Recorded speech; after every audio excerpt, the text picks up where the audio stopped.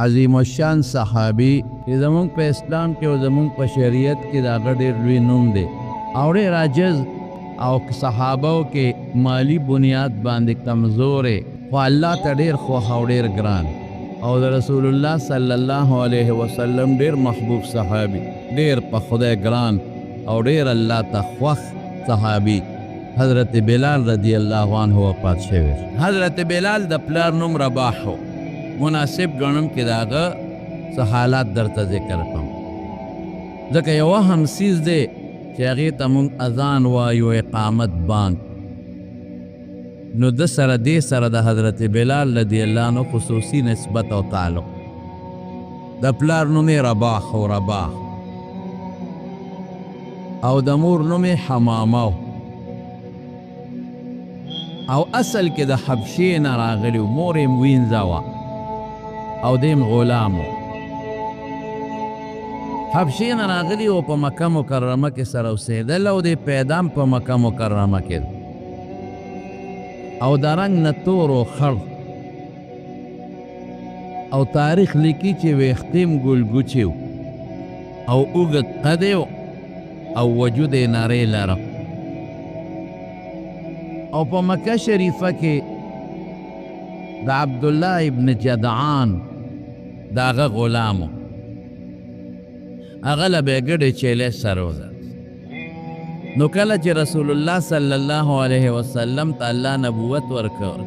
نو د مکې نه بار بنا طرف ته حضرت ابوبکر صدیق او حضور پاک مبارک دواړه یو غار کې ناست حضرت ابوبکر ته دین خو قرآن یې ورته خو او ځان له ناستو څه خپلې مشورې به هم کولې د دین او د اسلام متعلق نو دې بلال هلته ګډې چیلې سره وړل د عبدالله ابن جدعان نو حضور پاک ول آواز ورکړ یا غلام ای لکه هل فی شاتک لبنون ستا دې ګډې چیلې کې پیش ته چې موږ له راکې نو هغه ورته وي چې زما ګډې چیلې خو ټولې اوچې دي یو چیلې کې یا په یو ګډه کې لږ غوندې پی دي چې ما ځان له ساتلې خو اوسیرکما علی نفسي نن به زه تاسو په ځان غوره کم خیر لکه هغه وپېژندل د مکې اوسېږي دې مکه کې پیدا دی او په مکه کې اوسېږي او حضور پاک یې پېژنده چې پیغمبر علیه السلام د یو لوی خاندان سره تعلق لري او په ټولو قریشو کې معزز خاندان دی هغې سره تعلق او ابوبکر هم پېژنده رضی الله عنه نو وی اوسرکما علی نفسي زه به تاسو په ځان غوره کړم نو رسول الله مبارک دا غار نه راووته او هغه چیلې وله د بوتله چې بویه ته لږ پی وپکې معمولي غوندې نو حضور پاک یې په غولانګ باندې لاس کېښود او د لرګي یو کاسه وه هغې کې ولشل چې ویې لشله کاسه ډکه شوه نو په خپله وڅکله بیا دوباره ولشله نو کاسه ته بیا ډکه شوه نو په حضرت ابوبکر صدیق رضی الله عنه وڅکله نو درې بارې ته بیا کاسه ډکه ولشله نو بلال ته وی ها ته اوس وڅکه نو دی حیران شو چې دې کې خو نیمه کاسه پیم نو دې نه خو یې درې کاسې پی وویستل او اوس هم په غولانس کې پی شته نو په بلال یې هغه پی وڅکل نو حضور پاک وله دعوت ورکړه لکه زه د خدای پیغمبر ما له الله نبوت را کړی دی نو ما نه منې ما ومنه که نه چې د خدای رسول یې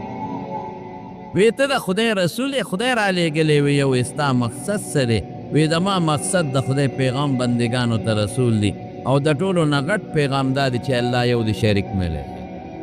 بس او چې ما ته الله کوم حکمونه بیانوي او سره لیږي هغه به خلکو ته ویم نو پکار دی چې د الله په هغه احکاماتو خلک عمل وکړي وی یاره معلومیږي دا ته رښتونه یې ځکه د ما د چیلې نه دونه پی دی وڅکل دا ولې وی دا د پیغمبر معجزه پیغمبر له خدای یو طاقت ورکړي چې هغه د عقل نه اوچتي نو دا بلال خدای مسلمان که په هغه ځای حضور پاک ورته بلاله ګورې چاته غږ مه کوه د اسلام او دلته راځه مونږ به روزانه دلته ناست یو نو تا ته چې ما ته الله کم شریعت او کم دین ښیي نو زه به تا ته لږ لږه ښه ښیم هغه به یې ډېره ښه ده او چاته غږ ځکه مه کوه چې لومبې وخت دی نو زه زما خو هم یو خاندان سره تعلق دی او د ابوبکر هم او ته خو پردې غلام یې بیا به ښه ده درله تکلیف درکوي نو چې د کور ته ګډې چیلې بوتلې نو په ټولو ګډو چیلو کې خدای پاک برکت پیدا کړی نو هغه خپل چې کم موله و هغه ورته وی بلاله نن دې دا ګډې چیلې کوم ځای سرولي دي داسې ده لکه چې ښه ګیا دي منتي ځکه نن دې ګډې چیلې ټولې سربې راغلې دي او د یوه چې کومه لنګه و هغې کې نن پیم ډېر دي بیا هم دقه ځای ګډې چیلې سره وه دا دې ډېر ښه ځای موندلې دی نو د سار له بیا هلته ګډې چیلی بوتلې نو بیا به هلته سرولې او په رسول الله مبارک او په حضرت ابوبکر صدیق به یې پیس کل او په خپله به یې هم څکل څو ورځې پرله پسې به هلته ته او خپل مالکان ته خوشحاله چې دا شکر دی زمونږ د بلال د غلام خو ډېر ښه ځای موندلی دی او څاروي ښه څاربه راولي او چې کومه لنګره د غلام نه ډکه هم وي نو ورته خوشحاله و لیکن د حضرت بلال په زړه کې رو د الله د وحدانیت او د یووالي سوچ پیدا مخکې نه پیدا شو ایمان سره په هغه مینه محبت رو زیاتیږي او چې څومره د مکې کافرانو د بوتانو عبادت کو د هغې نه نفرت پیدا کېږي نو یو ځل د بیت الله خوا کې تاوېده داسې وکتل څوک نو په یو بوت یې لاړې وتوکلې اخو دا وی خدایان هغې به ورته سجدې کول عبادت پکاو د پې لاړې څوکړې مردارو توف په تاسو باندې د ستاسو د ملا خلک عبادت کوي تاسو خلکو د ګمراهۍ ذریعه ده په خپلو لاسو هم خلک تراشي او جوړوي او بیا د نه بچي او زامن غواړي او بیا د نه مال او دولت غواړي او سجدې درته کوي نو چا ولیده د چې لاړې په بوتانو وټوکلې نو دی خو پوه نه شو خو چې صحیح که نو هغه خبره خوره شوه ابو جهل وزیر ته خبره ورسېده اخوا کې هم دغه وخت کې د رسول الله مبارک دشمني شروع شوې وه نو هغه راغې د د مالک له عبدالله ابن جدعان له ورته یې وی دا د کله نه دی دا خپل خدایان لات او منات پرېښي دي وی ما پرېښي دي وی او وی دا څه وی اوس به سلو خان د لات او د منات د دې خپلو خدایانو په نوم خیرات ما پرېښي دي وی او پرېښي دي وی بوره دا خبرې مه کوه عمر ابن هشام د ابو جهل نومو دا خبرې مه کوه زما په زړه کې خو د لات او د منات او د عزا ډېر بې قدر دی اوس به سلو خان راولم او خیرات به کم وینا هغه حبشي غلام دی هغه دې مسلمان کړی دی هغه دې د پیغمبر هغې به ورته بېدینه وی صحابي به یې ورته وی ادې صحابي کړی دی او د محمد ملګری کړی دی صلی الله علیه وسلم معلومیږي دا چې تیم پټ ملګری خو ته غږ نه کوې او غلام دې ستا غلام به ستا نه بغیر ته پلار نیکه دین سنګ پرېږدي او زمونږ په خدایانو دې غلام دې حبشي لاړې توکلې دي وی ښه وی زه به ورسره نن پوه شمه نو بلال یې بوته وی دا دې ولې کړي رښتیا لوایه بس دا هغه زړه کې د الله مینه ننوتې وه دا هغه زړه کې د الله محبت ننوتې وی بالکل مې کړي دي ولې وی دا خدایان نه دي دا د کاڼې مورتې دي دا خو بوتان دي رب زما یو د شریک نه لري هغه رب چې زما او ستاسو د ټولو خالق او مالک او د دې بوتانو د دې کائناتو خالق او مالک او زمونږ ژوند او زمونږ مرګ د چا په لاس کې دی حقه زما رب دی او هو احد هغه یو دی یکتا دی هغه شریک نه لري نه ذات کې شریک شته کې دوه خدایان دي او نه د الله په شان کارونه څوک کولی شي بچي خو خدای ورکوي عزت خو الله ورکوي بادشاهي خو د هغه په لاس کې ده او د خدای چې کوم صفات دی هغه هم د بل چا نشته د خدای په شان علم او دا د بوتانو موتانو د بل چا نشته وی ښه بس راګیرې کو وی و غریب دقه ځای نه په د واله او ټکول شروع شو او داسې واله او ټکول شروع شو په دې غریب باندې چې صاحب تاریخ ګورې نو حیران بشې د سترګو نه به دې د اوښکو په دې وینې بیږي امیه راغې او بویې ته ته وی مال یې راکړه دې به زه سم کم دې نشي سمولی وی ها زه ستا شو هغه به بوت او څه چل به یې ورسره وکړه په شګو به یې سملو په ګرمو شګو او د مکې شګې زمارونو تاسو نه دي لیدي ما لیدلي دي چې په دې غرمه 1201 بجه کې سپلی ته هم د مکې شګې را دننه شوې نو په خپه به دله پولی جوړې او چې د مکې په روډ باندې او په ځمکه باندې د په دې ګرم وخت کې پکې ښوده نو خپه به دله تڼاکه کي دومره سخته ګرمي ده د مکې انتهایی ګرم وطن دی او ګرم علاقه ده نو دې غریب به یې بوت او په شګو به یې سملو او په سینه به یې وله تیږې کېښودې او ماشومانو د مشغولا شی ته خود جوړ شو لوبې به یې کولې لکه څنګه چې واړه په ګوډا او په ګوډیګۍ باندې لوبې کوي او ماشومان چې یو شی جوړوي او بیا ماتوي را ماتوي او خندا ورپورې کوي دقه رنګې ماشومانو به بوته چا به وله مرۍ کې غریب له پړې واچوه راښکته به یې ځان پسې د مکې په کوڅو کې او چا به چوکۍ راواغېشتې او دی به یې ووځ غلو به او چا به تیږې راواغېستې او په سینه به یې ورته کېښودې او قسم دی حضرت بلال وی یو وخت کې ظالمانو دا ظلم هم وکړ چې غوا یې حلال کړې وي یا غوا نو د هغې سرمنې خوره کړه او زه یې پکې بند کړم او هغه سرمنې را ماینده پاسه وګنډله او داسې ظلم هم ظالمانو ما سره کړی دی چې د اوسپنې زغره وزغره ده اوسپنه د کړو کمیسي د جنګ کې خلک استعمالی چې په توره پیسر را نشي نو هغه زغره به په نور ګرمه کړه چې ښه به ګرمه شو نو زما وجود ته به یې راواچوه نو زه به یې تناکې کړم دومره ظلم دی ظالمانو ما سره کو او ما ته به یې وی چې د خدای ظالمه دا احد دې پرېږده او د لات زمونږ د خدایانو نوم واخله زو زاړه کې کوم خدایانو لات او منات او عزا وی ما به ابو جهل ته وی چې ای عمرو ابن هشام زما دې د الله په ذات قسمي چې زما په خوله او زما په زړه کې د لات او د منات او د عزا نوم نه راځي زما په زړه کې د الله نوم پروت دی او زما په زړه د الله نوم راځي زما رونو په کم لوښي کې چې کم شی پروت دی نو هغه ته سسیږي دا قانون دی د غوړو د لوښي نه به غوړي ساسي او د شاتو د لوښي نه به شات ساسي او د اوبو د لوښي نه چې ته شات نه دي بهدلی د غوړو د لوښي نه چې ته شات نه دي بهدلی کلو اناء یترشح چې کم لوښي کې کم شی دی هغه به ترې ساسیږي او که د ګندګۍ او د غولو لوښي وي نو غول به ترې ساسیږي نو د بلال زړه ته د ایمان شات او د ایمان غوړي ورننوتي نو د ژبې نه مو مقته شی راوځي دا زمونږ بعضې خلک چې ګډې وډې وایي د دوی زړه کې ګن پروت دی هسې ځان ته وایي مسلمان کې زه مسلمان یم وایه په خولې خوله کې د ګن پروت دی د خولې نه به دی ګن راوځي د نه ګورې په معده کې چې دی پودینه پرته وي او تا ګرمیو کې د پودینې بوی به راوځي او که په معده کې دی کوکاکولا یا پیپسي یا سیونه پروت دی او ګرمی دی که د هغې بوی به راوځي او که غوښه دی خو د ګډ خوړلي او اګر دې مې وکړو نو هغه بوی به نه راوځي او که پیاز او اوږه دې خوړلي اګرمې دې وکړه د پیاز او د اوږې ګرمې به راوځي دا قانون نو چې دننه کم شی پروت دی په خولې به هغه راو دا چې څوک لګیا دي د خولې نه د اسلام خلاف خبرې راوځي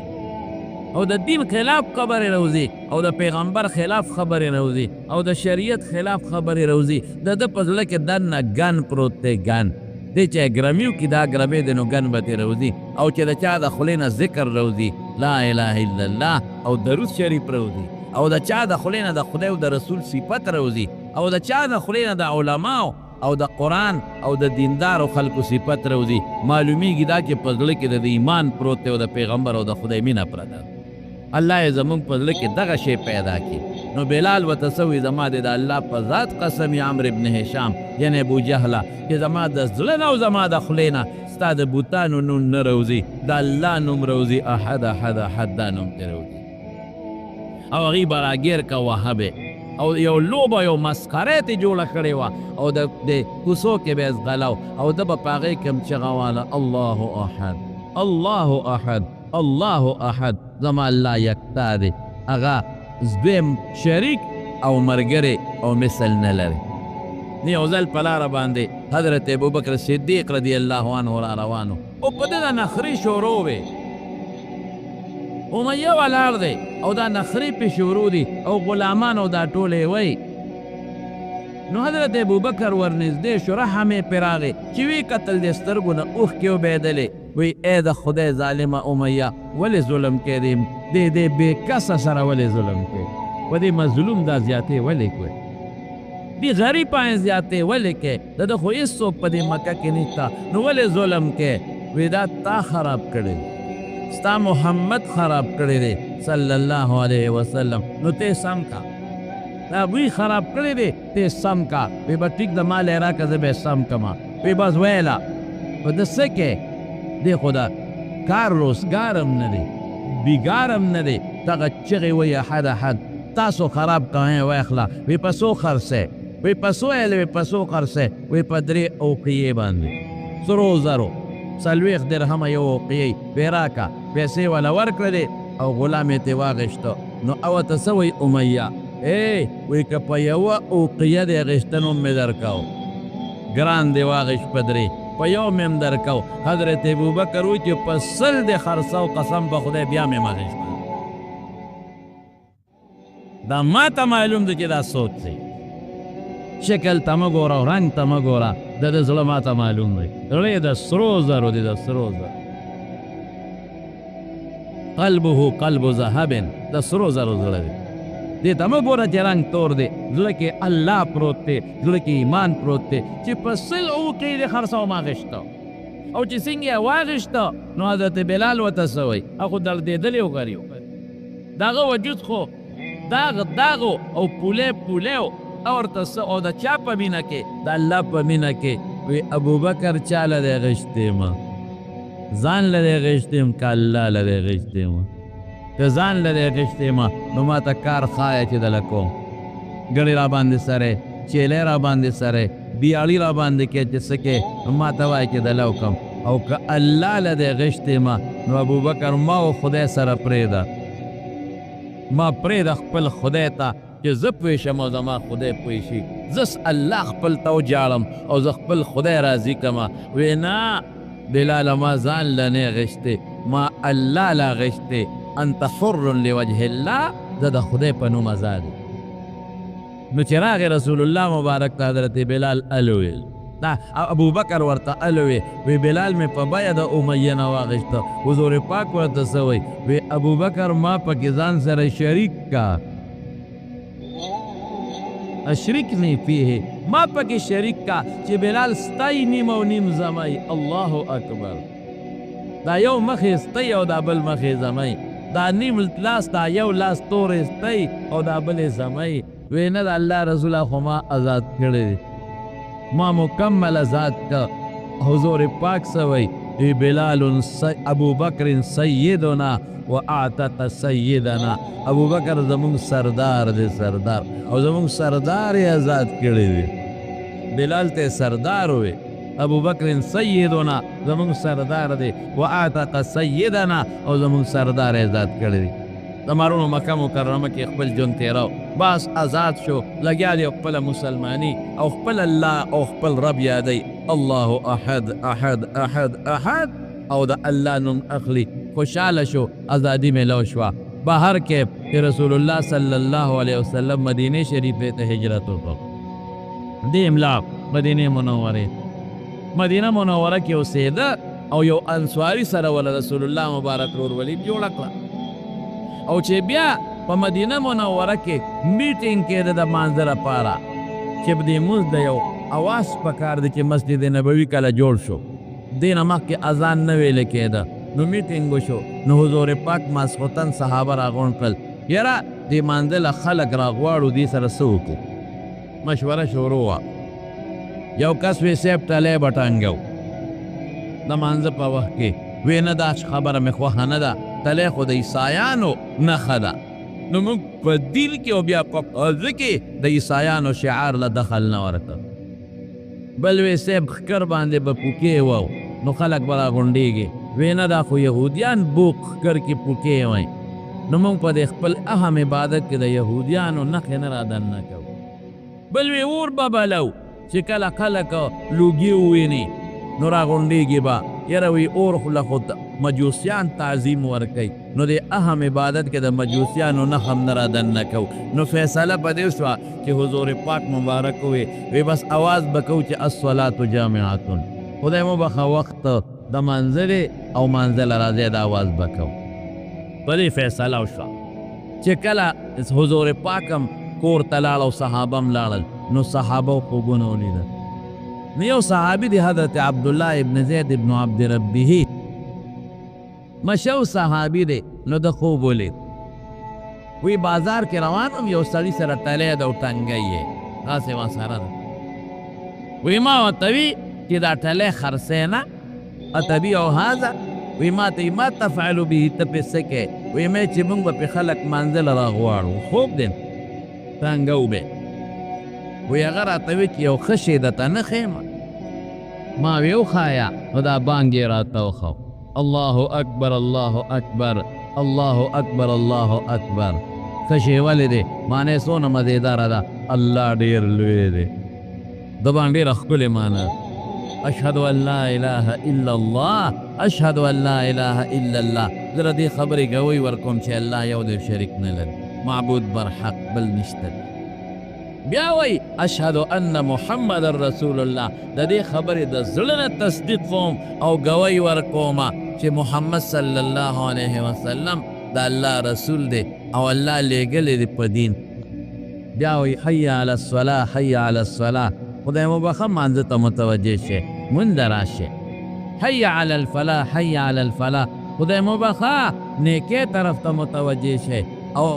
کامیابۍ ته متوجه شئ او کامیابۍ له راشئ بیا وی الله اکبر الله اکبر الله ډېر لوی دی الله ډېر لوی دی لا اله الا الله او بل معبود بر حق نشته سوا د الله نه الله یو دی وی چې دا بانګ یې راته وښو نو بیا هغه سړي ما ته وی چې ودرېږه یو بل شی هم درته ښیم نو اقامت یې راته وښو وی چې مخکې دا بانګ وایه چې خلک رابلي او چې خلک جومات ته راشي او بیا امام ودرېږي نو بیا د اقامت ته دا صحابي وی چې کله راویښ شوم نو ما وی چې دا خو مې ډېر ښکلی خوب ولید نو نیغ راغی په منډه رسول الله صلی الله علیه وسلم وی دا الله رسوله ما خو داسې خوب ولید نو حضور پاک په انها لرؤیا حق ان شاء الله که د خدای خوښې دا رښتونی خوب دی نو خوب زمونږ طالبان وی دا شرعي دلیل نی د پیغمبر هغه دلیل خو رسول الله مبارک تصدیق وکړو د پیغمبر تصدیق دلیل نه نو ګوره خوب چا لیدلی عبدالله ابن زید ابن عبد ربه هغه خوب لیدی لیکن رسول قسمت باندې د چا لیکلی الله اکبر د حضرت بلال وی عبدالله ابن زید داسې وکړه چې بلال په اواز کې وی راشه وی قم مع بلال د سره ودرېږه فالق علیه ما رأیت تا چې کوم خوب لیدی هغه درته وایه فلیونادي به دې به بانګ وی چغه به پرې وی فانه اندى صوتا منک د اواز ستا نه اوچت دی او خشته ښکلی اواز یې دی نو چې کوم خوب هغې صحابي لیدلی او عبدالله ابن زید ابن عبد ربه نو هغه به یو جمله بلال ته وی او بلال ډېر په خشته اواز لومبې بانګ په د حضور پاک په امت کې د بانګ مخکې امتونو کې نو لومبې بانګ چې کله د الله د طرف نه مقرر شو مسجد نبوي جوړ شو نو لومبې بانګ چا ووی حضرت بلال رضی الله تعالی عنه اواز یې خشته نو چې بانګ یې ووی نو حضرت عمر چادر ځان پسې راښکو په منډه جومات ته را روان دی وی د الله رسوله قسم دې دغسې خوب ما هم لیدلی دی دا چې څنګه وی 1400 صحابو په دغه شپه دا یو شان خوب لیدلی حضرت بلال نو لیدلی نورو صحابو لیدلی او بانګې فدو وی دې کې لویه فایده ده چې دا د اذان دا تقدیر او دا قسمت د بلال په نوم که ده لیدلی نو بیا خو به خلکو وی لکه دو لیدی نو ځکه یې بانګ ووی که نه نه دی لیدلی نورو خلقو لیده لیکن الله د ده په قسمت لیکلی وه چې د رسول الله مبارک په مخ کې به بانګ دی وی نو د حضور پاک صحابي دی او مستقل به د پیغمبر علیه السلام سره بانګونه وي او داسې خشته آواز وله خدای ورکړی و دومره خوبصورت آواز او دومره لوړ آواز وله خدای ورکړی چې کله به رسول الله مبارک په دې محراب کې ناست یا به محراب خو خیر هغه وخت کې نو داسې عام صفونه او ناس به او ده به بانګ وي نو رسول الله مبارک به ورته مسکي کېده او خوند او تاریخ لیکلي زمارونو ځانه درته نه وایم چې بانګ به وي هغه زمانه کې دا د مخ پرده نه وه د ښځو د لاسونو د لیچو او لاندې د پښو پرده نه وه نو چې بانګ به وي نو زنانه به راتلې او د بلال د بانګ خماشه به یې کوله او ماشومان به راتلل او ورته به ولاړ و چې ده به بانګ شروع کړه دومره ښکلې اواز یې مزېدار او رسول الله مبارک یو ځل فرمایلی هم دي یاره وی ګورې بانګ د حبشې د خلکو دی بانګ د حبشې والا وی ډېر خشته او ښکلې مزېدار اواز بیا ورسره حضور پاک مبارک روس یو بل صحابي ملګری کړی دی عبدالله ابن ام مکتوم رضی الله عنه په سترګو نابینا نو ای ورسره ملګری کا نو لومبی بانګ به کو بانګونه به سار ویلې کېدل خصوصا په رمضان کې. نو یو به حضرت بلال وی او بل به عبدالله ابن ام مکتوم رضی الله تعالی عنہ وی. او یوازې په مدینه کې نه په سفر کې به حضرت بلال اذان وی. یو ځل په سفر کې د مازدیګر وخت و ترمذي شریف کې حدیث دی. نو بلال پاسېده نو بانګ یې وی نه حضور پاک دې ابرد لږ صبر کوه چې موسم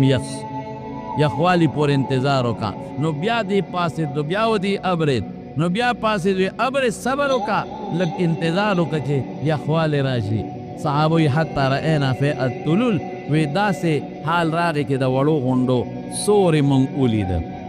نو بیا یې ورته اوس بانګ ووایه او زما رونو کله به یې څه چل کوه الله اکبر چې بانګ به وي حضور پاک به کور کې او جمع به تیاره شوه. نو دې به ورغې او د رسول الله مبارک دروازه کې به ودرېده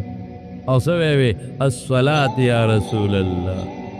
الصلاة یا رسول الله د خدای رسول منزل راځه. یا رسول مبارک دی چې د دواړو جهانو مبارک سردار له آواز ورکوي چې هغه څومره په منځه مین او د پیغمبر مبارک هغه له آواز ورکوي الصلاة یا رسول الله الصلاة یا رسول الله. او یو ځل حضور پاک وخه خوړه هډوکي په لاس کې واه واه او حضرت بلال ورغی او نیمه غوښه خوړی نیم پاتې او آواز یې ورکړه الصلاة یا رسول الله الصلاة یا رسول الله د خدای رسول مونږ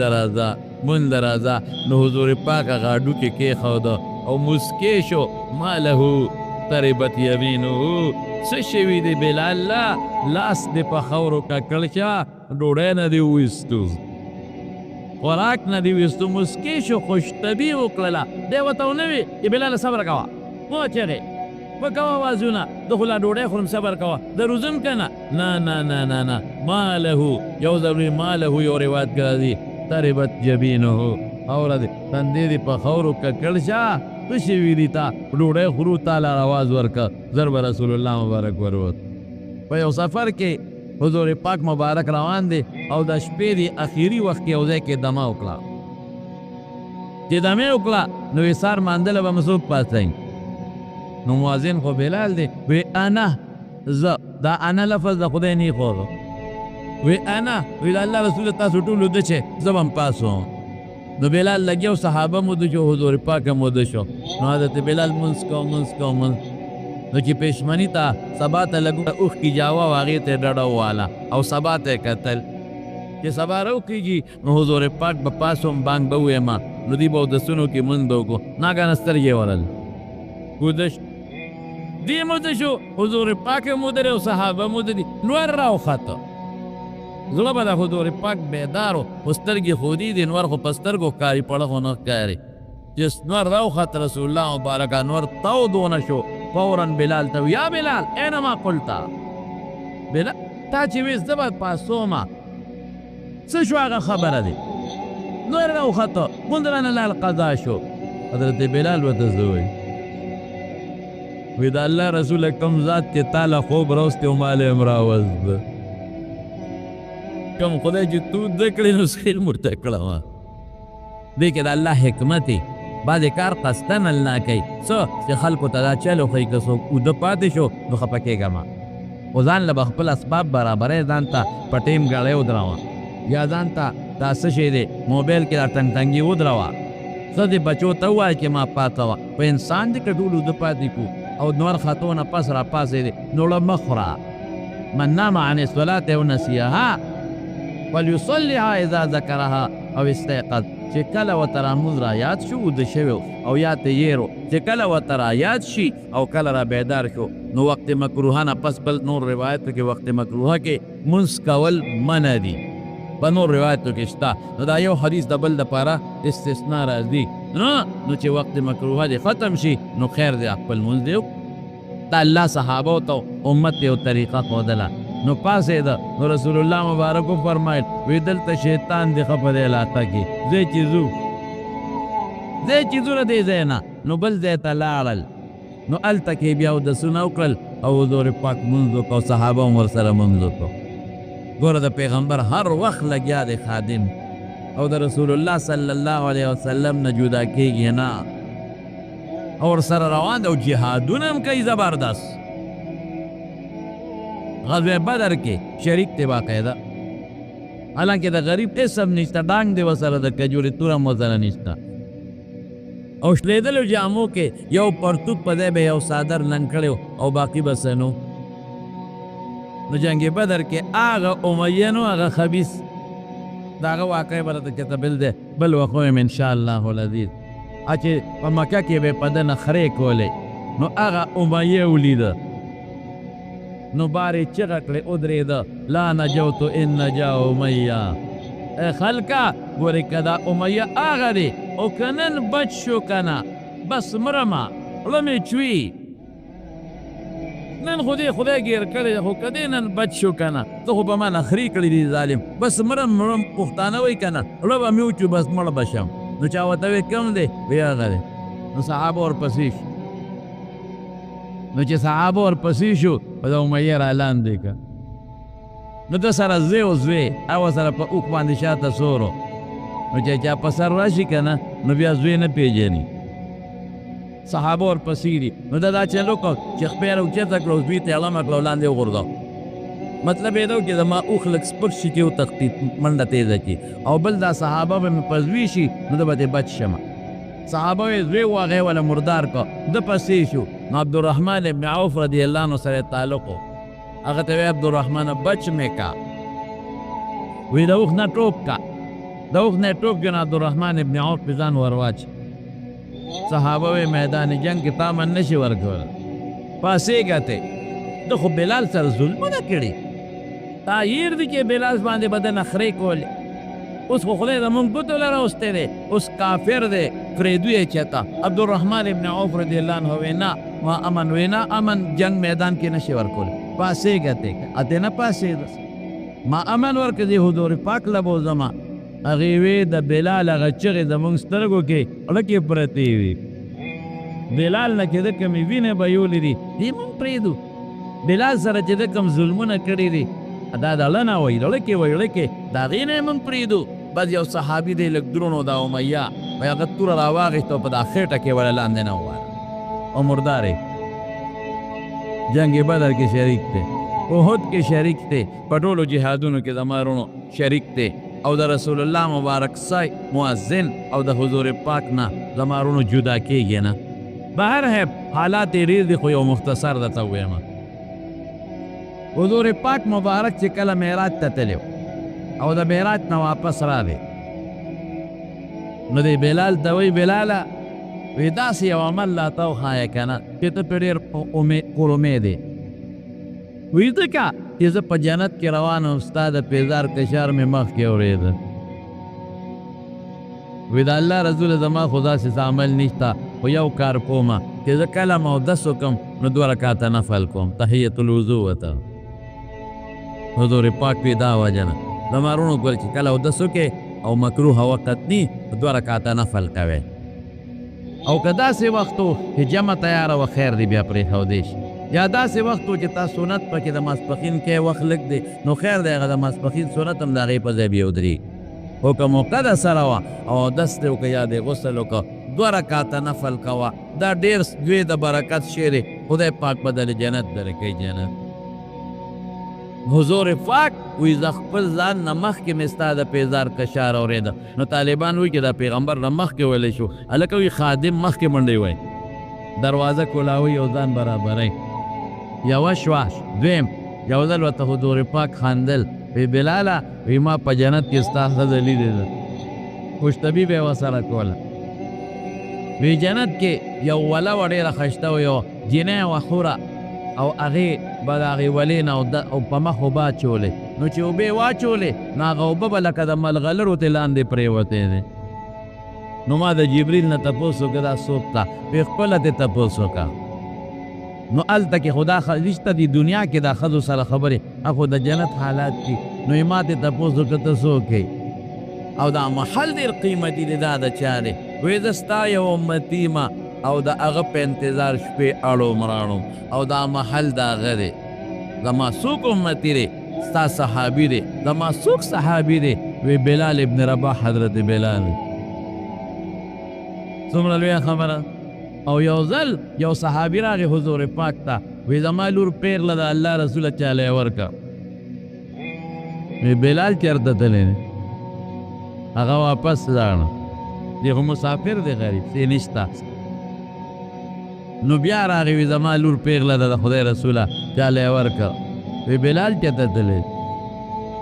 او په درېیم ځل بیا غږ ونه که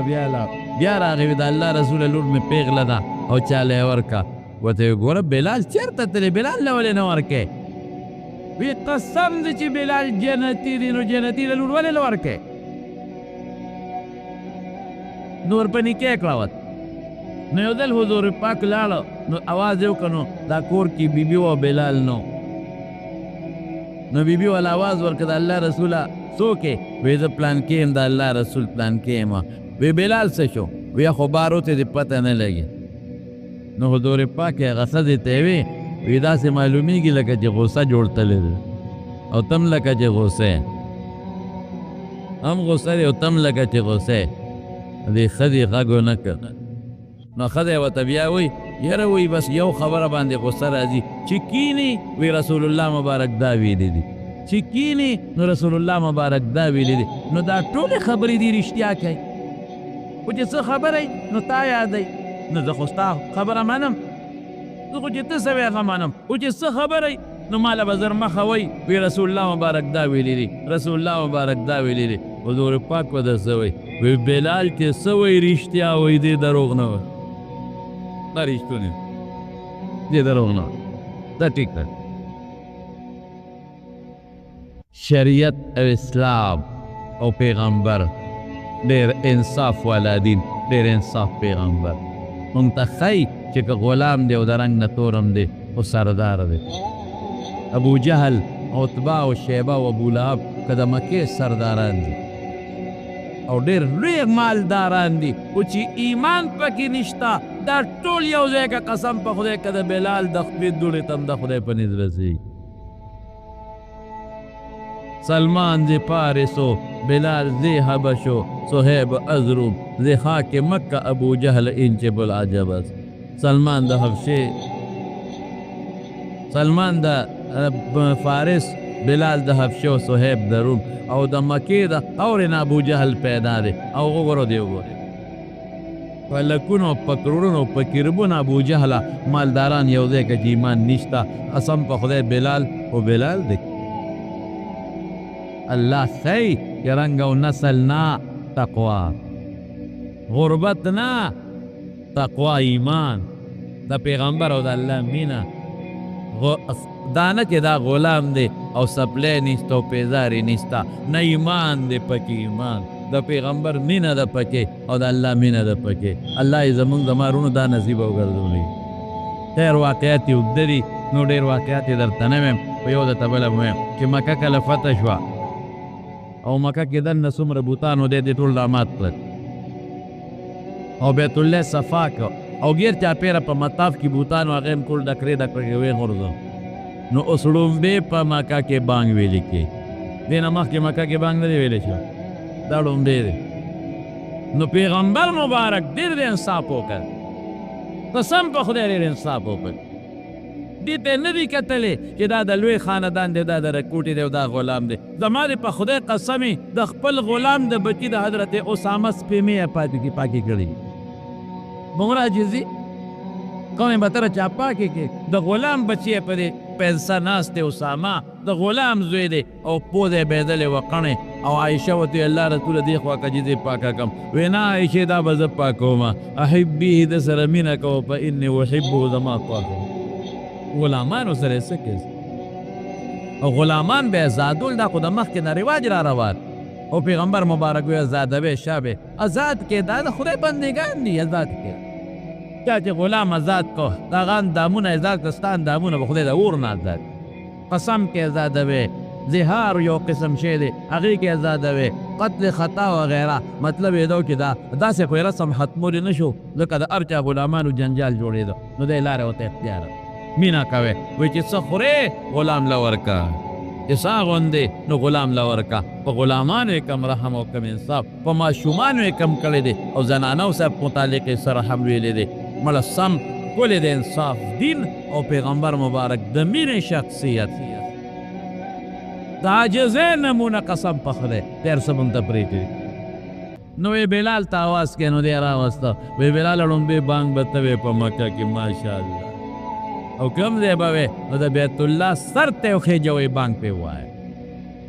نو بلال نه چا بیا تپوس وکړو ستا ذهن ته تېرېدله یاره وی ما وی چې نه دا لومبې بانګ دی دا به چېرته حضرت ابوبکر باندې وایي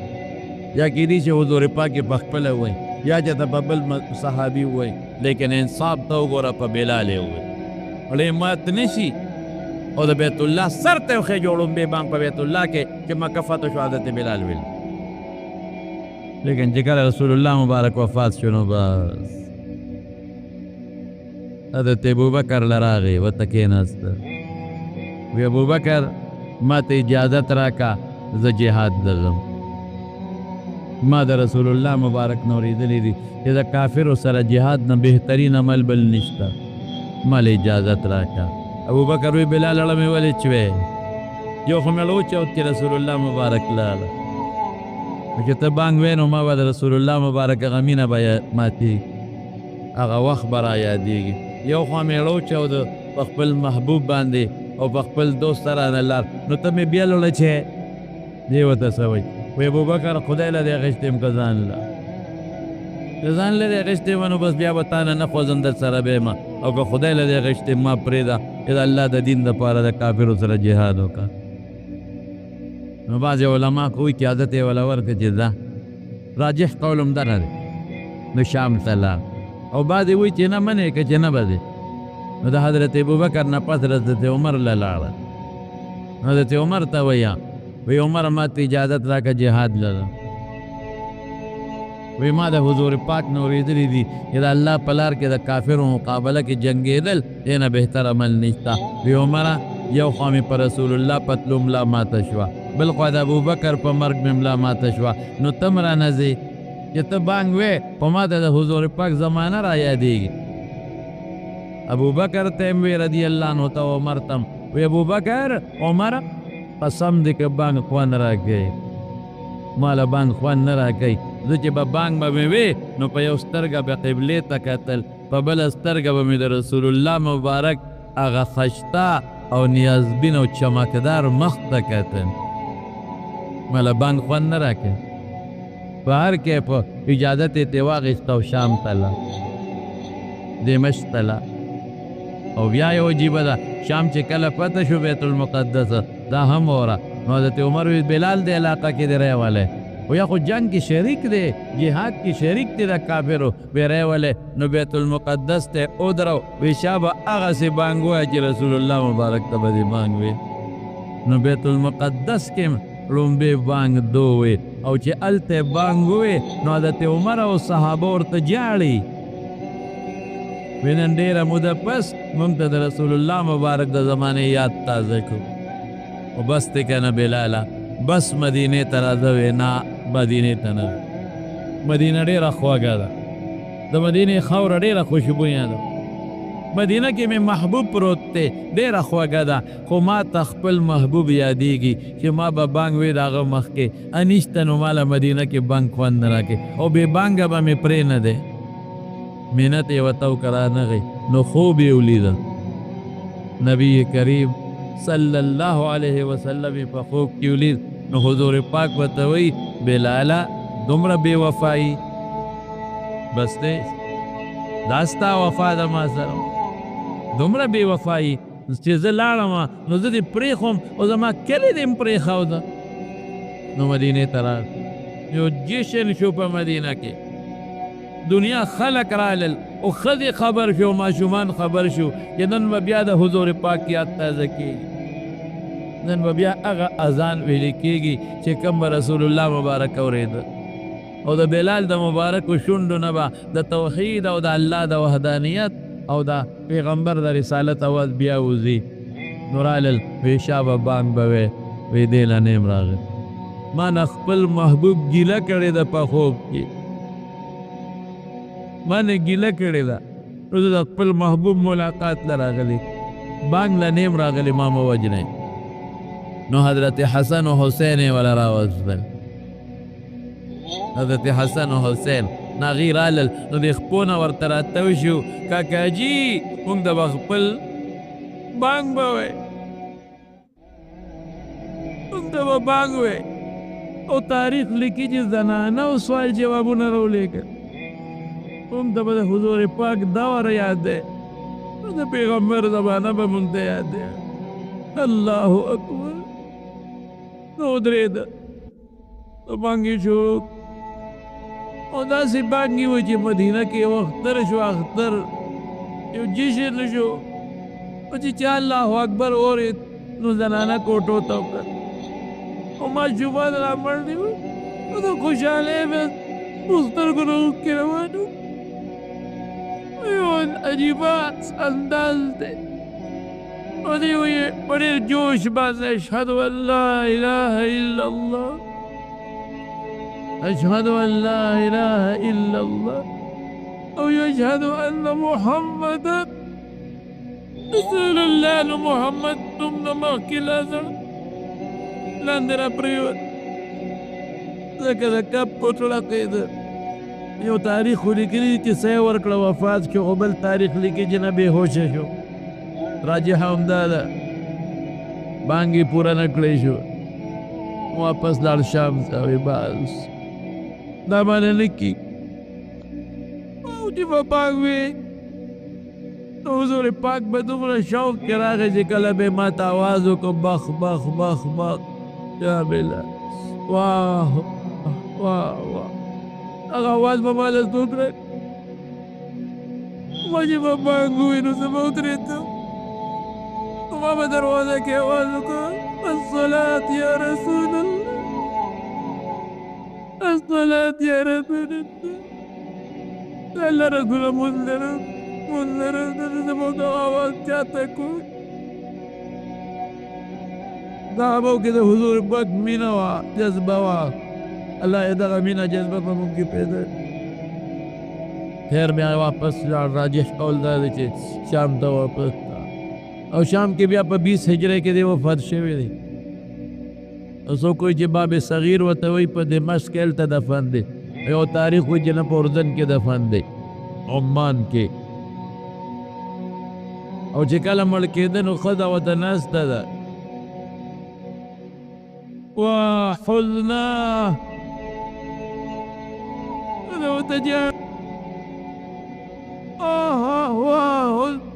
غمونو د رنګ نه تور دی خو مینه ډېره محبت ډېر نو دې وده څه وایي ښځې ته وحزناه مه وایه دا مه وایه چې اوهو غما وفرحا دا وایه ولې غدا نلقى الأحبة محمدا وحزبا ماته دا مه وایه غم مه وکړي وله خوشحالي ده بلو دوستانو سره ملاقات کیږي هلته دوستانو ملاقات لازم او چا لازم محمد مصطفی له او د هغه ملګرو له روان دی په دې خوشحالي زما وروڼو اسلام موږ د دا یو نښه برېښې ده د غلام هم دی خو سردار دی چې ایمان پکې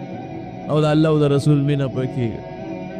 که بې کسه دی او که بې څوکه دی او لیدلو سپلو والا دی او پردی غلام دی او چې ایمان پکې دی نو د سر تاج دی د سرو زرو دی الله ته ډېر خوښ او که ډېر مالدار دی او بېدینه دی منافق دی په زړه کې د خدای او رسول مینه نشته د جهنم خشاک دی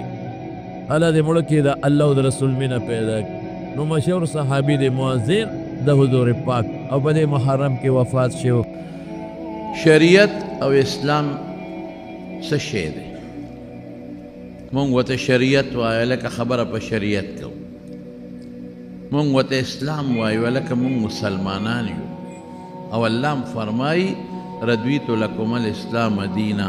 ما چې د لکم دین غوره کړی دی هغه اسلام دی دین هم ورته وایو هدایت هم ورته وایو اهدنا الصراط المستقیم او هدایت د نیغې لارې د صراط مستقیم هم ورته وایي. نو دا اسلام او دا صراط مستقیم او دا شریعت او دا دین څه شی دی؟ نو هغه طالبانو خبرې نه کوو. بیا موږ په حدیثو کتابونو کې کتاب الایمان کې بیا هغې ته اوږدې خبرې کوو. تاسو د پوهې مطابق ویم دا قرآن شریف د حضور پاک سنت او د هغې نه اوښکلې شوې مسلې دې ته وایي. د شریعت لومبی سیس قرآن شریف دی. اسلام، شریعت، صراط مستقیم، دین لومبی قرآن شریف او ورسره د رسول الله صلی الله علیه وسلم سنت. او بیا په قرآن خو ته عمل نشي کولی، نه په سنتو، د هغې په مسلو به عمل کوې.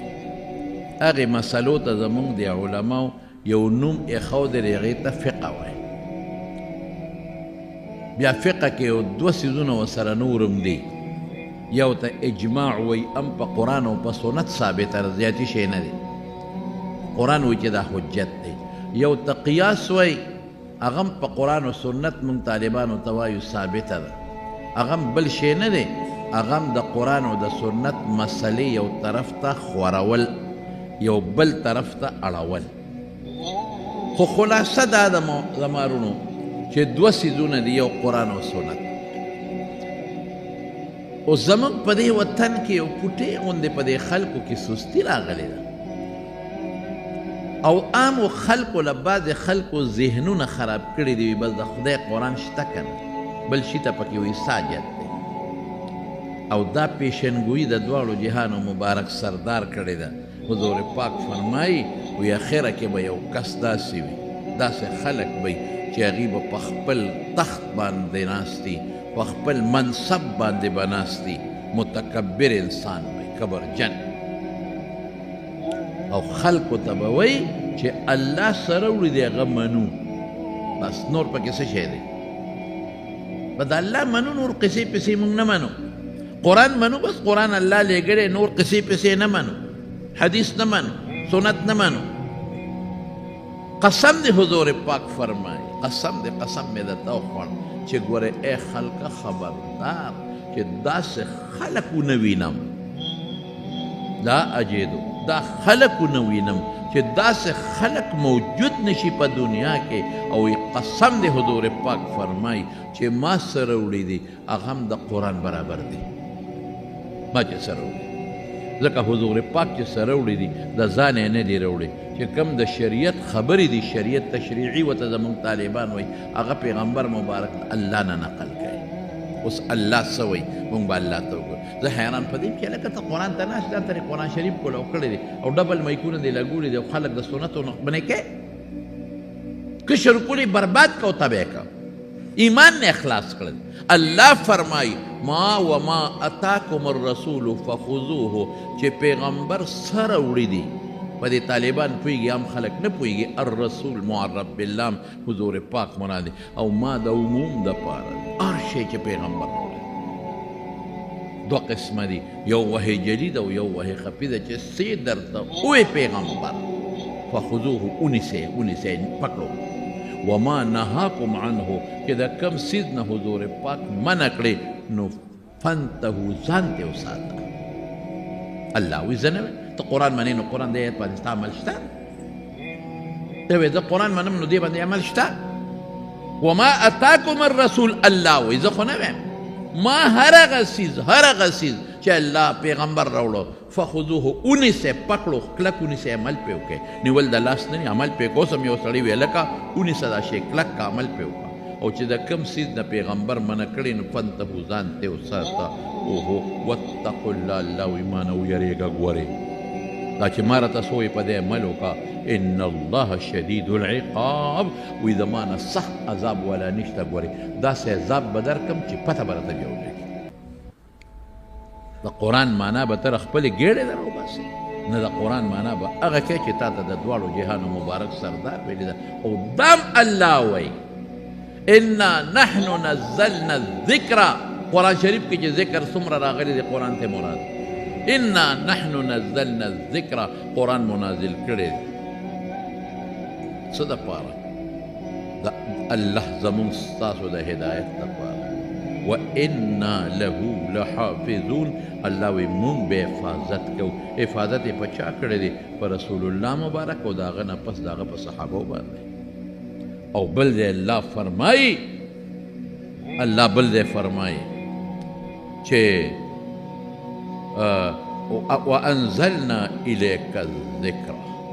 اے پیغمبر اے مبارکہ تا تما قرآن نازل کچھ عظیم نصیحت دے لتبین للناس ما نزل الیہم دا قرآن پا مانا بدا خلق تپوئے نو چې پیغمبر مبارک دا قرآن پا مانا خلق پوئی نو دا پیغمبر دے پویولو تا دا رسول اللہ مبارک سنت و حدیث ہوئی بدے ہمون پیغمبر پوئی کردے اللہ پا قرآن شریف کے فرمائی اقیم الصلاة دمرے ویلی دی اقیم الصلاة و صلاة ستوی دا صلاة خوریر معنی دی پا لغت کے صلاة رحمت تم ہوئی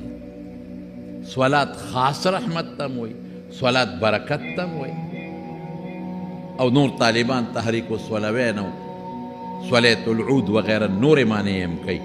دا پینز منزون چراغلی دی پا قرآن شریف کے یو منز کے بیا